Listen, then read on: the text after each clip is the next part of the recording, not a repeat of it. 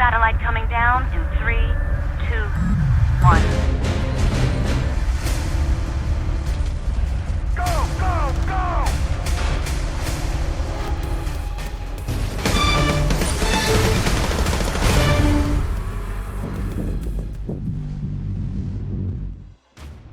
Iberian Offensive, Siege of Cairo, Liberation Peak, and this week, Empire State.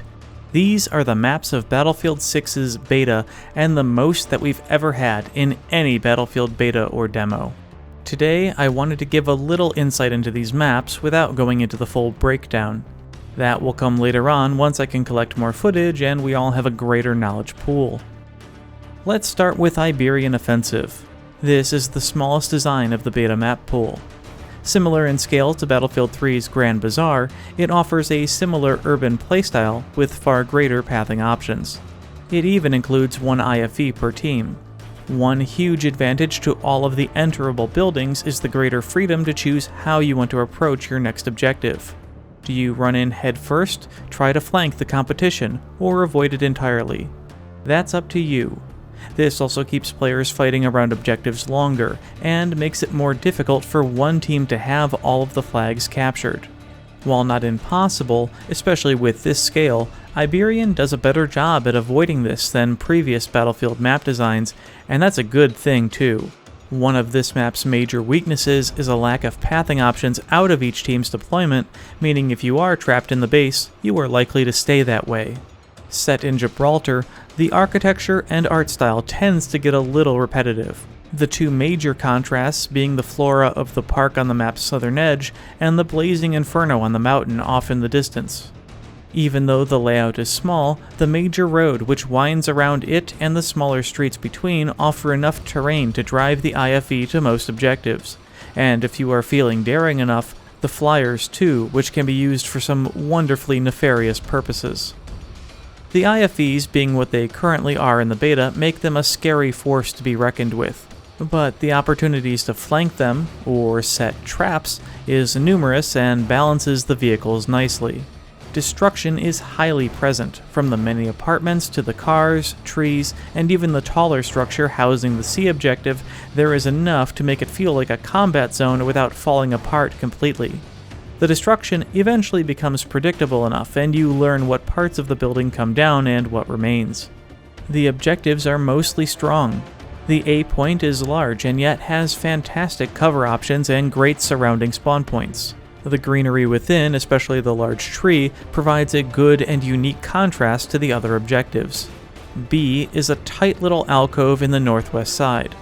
The flag radius is small but extends inside the first floor of the adjacent building. Most of the structure which sits inside the radius can come crashing down.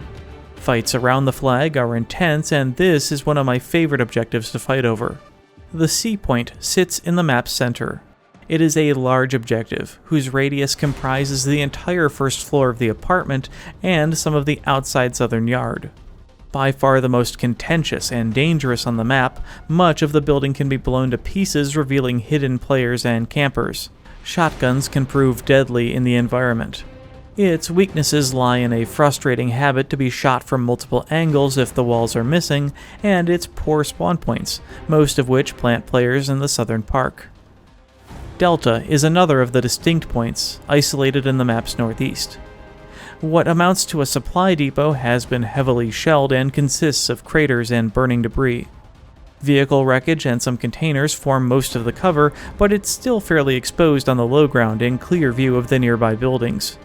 Spawn points are still not the best and are fairly predictable, located on the low walkways to the north and east. These are accessible by stairwells and are easy to control. Further spawn points to the south are by far the safest. Finally, there is the E point, the main battery. This one is a bit of a mess. It sits just outside 2 of the 3 NATO deployment exits, making it both an easy gimme flag, but also one in which can control movement extremely well when held by the PAX side. The flag isn't too large and comprises the battery, some crates, and the surrounding hill. It is incredibly easy to get killed while attacking though, and you might need to weed out enemies prone inside the battery. Spawn points are the worst on the map, placed in the open on the nearby hills, in the NATO deployment, or in the small concrete huts. When held by the PAX side, new deployments open up on the low ground to the southeast where they are predictable and easy to counter. Overall, the map does a really good job for its scale. The destruction and interior detailing is what pulls the entire thing together and allows it to work. If it had existed in a previous game, it may very well have been hollow and empty. Movement to the upper floors of buildings is seamless, especially with the mounting rubble piles. Map flow is incredibly fast and easy to understand, and learning firing angles is not overwhelming.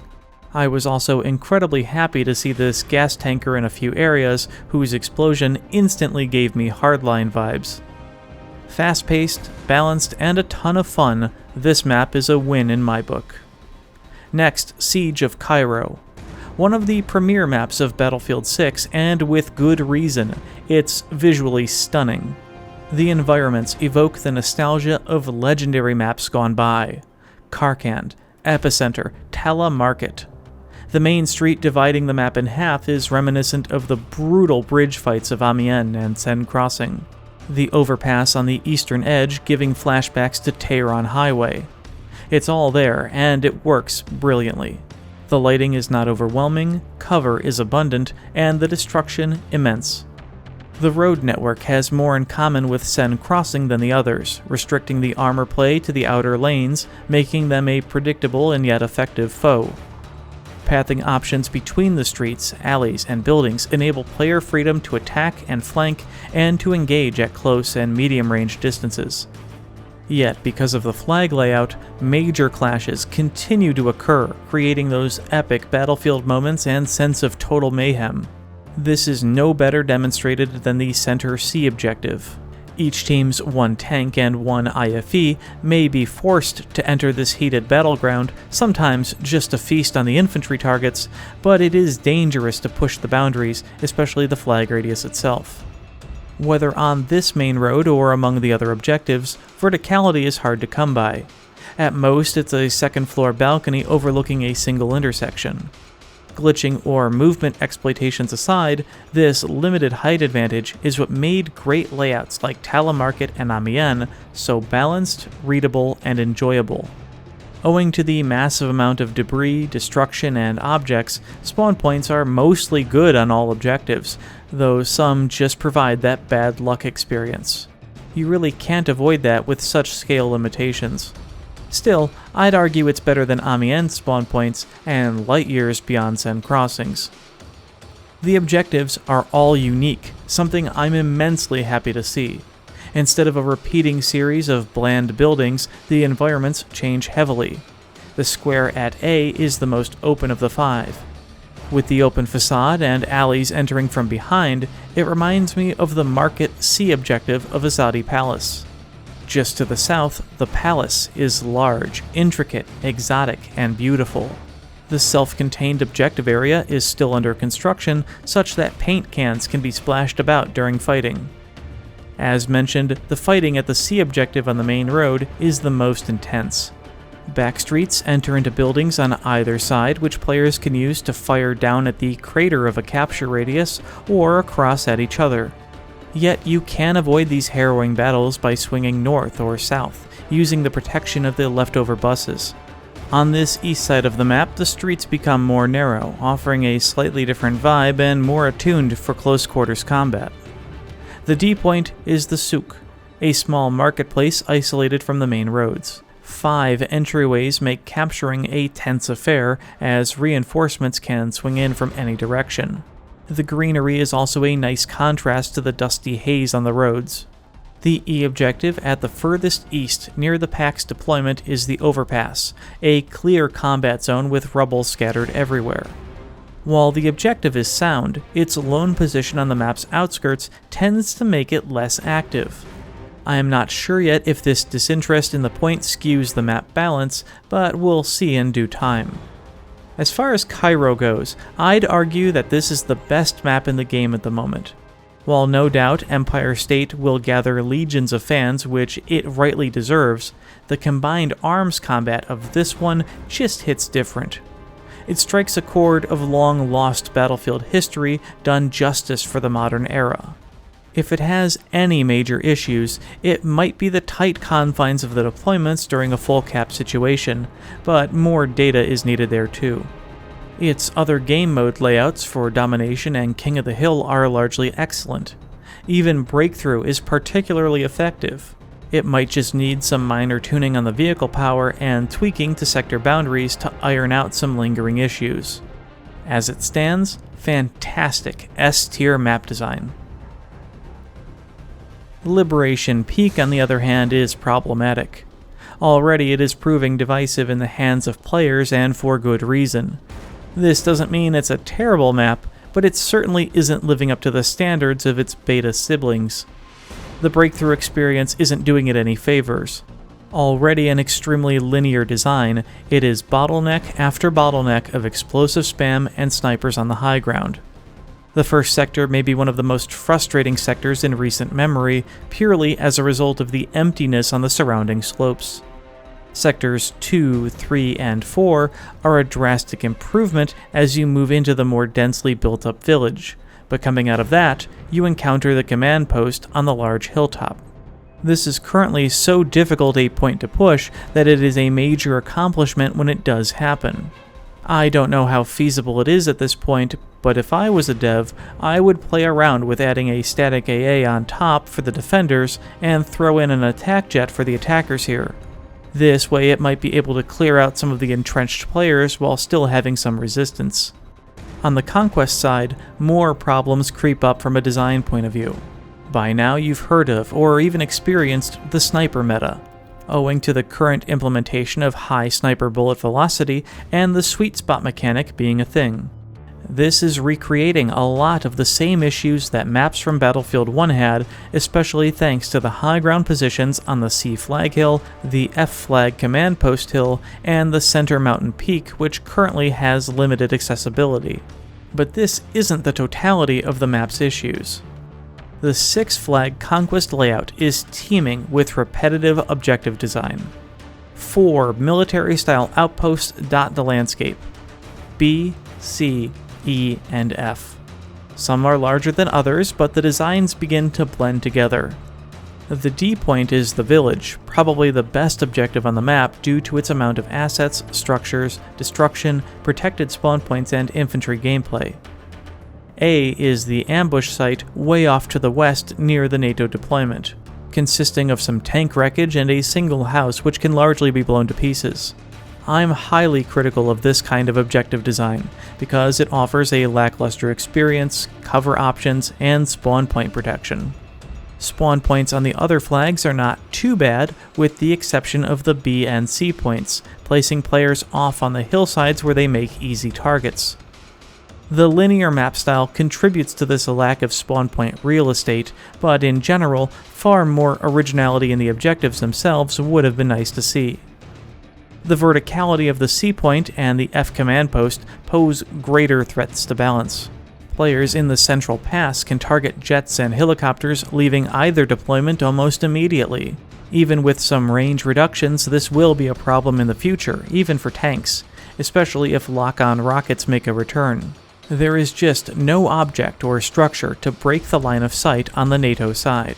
Similarly, the C point can see everything happening on the E vehicle depot flag and can bombard the tank which spawns there with rockets before it even moves. The F hilltop does much the same thing. However, when controlled by the NATO faction, players can see down into the Pax Armada deployment and clearly target everything before it even makes it out. A staggering issue which shouldn't have made it this far. This is already a worrisome state, but due to the layout of objectives, it appears that map balance may favor NATO quite a bit. With the A flag being so far west, it rarely gets attention. Meanwhile, F is a tempting target due to the amount of snipers which frequently call it home. Capturing F largely locks down vehicles leaving that deployment, and is extremely tough to recapture because of the fortifications. It sort of provides the same brutal advantage that the E objective on Rogue Transmission in Battlefield 4 does. But even if it isn't captured by NATO, the C objective is enough. In their hands, they can easily defend infantry pushes from the E and F flags and prevent all armor pushes down toward the D point. The same does not occur if the possession is flipped. Nevertheless, the linearity of the map design significantly increases the chances of a full spawn trap on either side. Finally, there are the vehicles. I don't mind the attack helicopters and jets, though I think the map scale is still too small for the latter. I honestly think a transport helicopter in its place would do wonders, especially for map balance. Meanwhile, the IFE from each deployment is good, but the tanks which spawn from the B and E flags are not. Given the tendency of the map to be fully captured by one team, both of these tanks, along with the mobile AA which spawns on D, end up in the controlling team's hand and creates an impossible burden to overcome. I think the tanks should be moved to each team's deployment instead. Meanwhile, there is also the matter of the static AA guns, which sit near the B, D, and E flags as well. While I love static AA, their presence on a map of this scale is unnecessary. Making matters worse, they are so close to each team's deployment that in the wrong hands, your newly respawning aircraft get pummeled. This doesn't even factor in the close proximity of the deployment airfields and a massive lack of isolation to them, which allows helicopters to get beaten down every time they take off. I don't think Liberation Peak is a bad map, but the design flaws are glaring when compared to the others of the beta. Being the only vehicle-heavy map of the group, it will attract fans who want to fly or tank on open terrain, but hopefully other designs at launch are better executed. Moving to Empire State, one of the most anticipated levels of not only the beta, but the game in general, we enter an epic infantry experience. Yes, Empire State has no vehicles. This isn't a bad thing or uncommon, though if you are still looking for that massive sandbox battle with all the vehicles, you'll still need to wait for launch. Instead, Empire State is a fairly small-scale map reminiscent of Epicenter from Battlefield 3 or The Beach or Bank Job from Hardline. This map is actually the reason this video took so long. I meant for this to come out several days ago, but thought I should probably get more experience with the map, and I'm glad I did. After playing it during the reveal event, I was initially blown away, but as time goes on, multiple issues are clear. The infantry combat here is top-notch and chaotic, but it might prove overwhelming to some. Downtime is difficult to come by, so you'd better be prepared to enter and run. Many of the buildings are enterable, but there are exceptions. Some may only have a storefront or staircase, while the Summit Center and construction site towers go up to a second or third story. Between these skyscrapers lies the sky bridge which connects them. This can be destroyed with enough fire or explosives, making it drop down into the street below. Other objectives, such as the D and B flags found at the aforementioned towers, as well as the basketball court and courtyard, are all close enough to keep combat flowing, but players may find themselves getting shot in the back regularly. It is a very fast-paced environment with lots of windows and balconies, so learning the map will be critical to your success and experience. Empire State has an insane level of detail, object placements and textures, and the lighting is fantastic. Destruction is commonplace and reminiscent of the sides of buildings falling on Sen Crossing. Many of the walls and entire floors can come apart, creating new entrances or traps for enemies. It's a beautiful map with so much potential, but potential is the key word. Cover is almost too abundant. The streets are so densely packed with objects that seeing enemies becomes extremely difficult, and it's sometimes hard to tell where doorways even are. There might be enough hiding spaces to silently creep around major fighting, but the small scale makes this tough anyway. I also wish the streets were clear enough for at least one Jeep per team, just for that added sandbox feel. The size creates a number of other issues. Spawn points are occasionally rough given the map size even with all the cover. You might redeploy in front of or behind a horde of enemies. This is particularly noticeable here because more often than not you are spawning on a flag instead of a squad mate, since the in-combat spawn prevention is seemingly endless here. Main base boundaries are far too small for effective breakouts, and deployments are easy to camp. Once all flags are captured, the round is effectively over. The objectives are disappointing given that it's New York. A plaza, another cliché construction site, a basketball court? There is literally a fire station that makes more sense from a tactical perspective, and it doesn't factor into rounds at all. There were opportunities for a major bank, government office, theater, or a shopping center. It didn't need to be one-to-one with the real location. Aside from the background art, memorable points of interest really aren't there. There might also be a balance issue at play. The Pax Armada side spawns immensely closer to the B flag than the NATO side does to D, allowing them to access the multi-floor construction site faster and gain high ground control.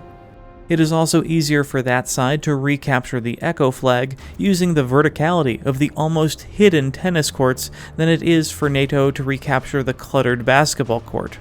Holding the Delta Point also gives the Pax a firing angle into the NATO deployment, cutting down reinforcements. Then there is Rush and Breakthrough, which perhaps might not be the best experiences of either mode. It's the environment that does the heavy lifting on each. The sectors are overly small and grindy.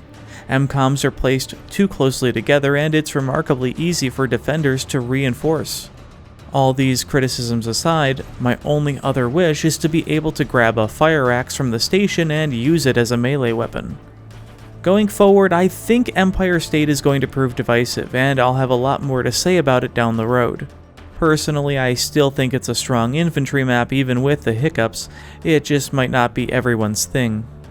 I mentioned Bank Job from Battlefield Hardline as a comparison earlier, but I think a better one might be Operation 925 from Battlefield 3, since it embodies that same sort of directionless chaos and horde encounters. Sure, it fits 64 players, but in the end, never shakes the feeling of a giant TDM match. In that same vein, Empire State is a map that really just comes down to player awareness, execution, and luck. I hope you enjoyed this brief breakdown of the Battlefield 6 beta maps. There is so much more to cover on each, and they will all get their own individual map videos soon after launch. Plus, we have the rest of the launch maps to explore. It's going to be a lot of fun, so stay tuned.